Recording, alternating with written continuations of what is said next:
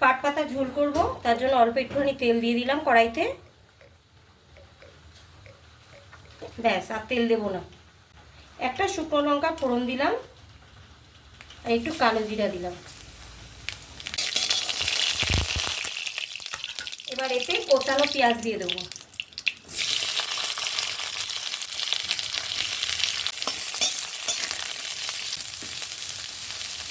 চারটে কাঁচা লঙ্কা দিয়ে দিলাম। যে যেরকম ঝাল খাও দেবে, নাও দিতে পারো, কোনো ব্যাপার না। আমি চারটে কাঁচা লঙ্কা দিলাম।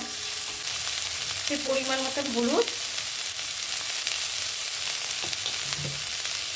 স্বাদ মতন নুন।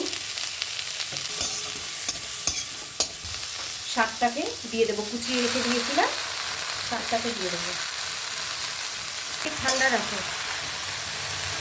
পাট পাতা ভাজাও খাওয়া যায়, ডালেও খাওয়া যায় পাট পাতা, পাট পাতার বড়াও খাওয়া যায়, সব রকমই খাওয়া যায়। পাট পাতার ঝোল বেশি উপকার, পেটটা ঠান্ডা রাখে। এবার আমি এতে জল দিয়ে দেবো।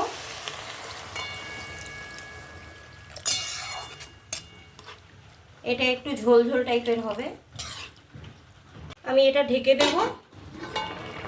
আমার পাট পাতার ঝোলটা হয়ে গেছে। আজকের মতন এই পর্যন্ত। তোমাদের পাট পাতার ঝোলটা কীরকম লাগলো আমাকে কমেন্টে জানিও। আর যদি তোমাদের ভালো লেগে থাকে, ফেসবুক থেকে যারা দেখবে তারা ফলো, শেয়ার, কমেন্ট করো। আর যারা ইউটিউব থেকে দেখবে তারা সাবস্ক্রাইব আর লাইক করো।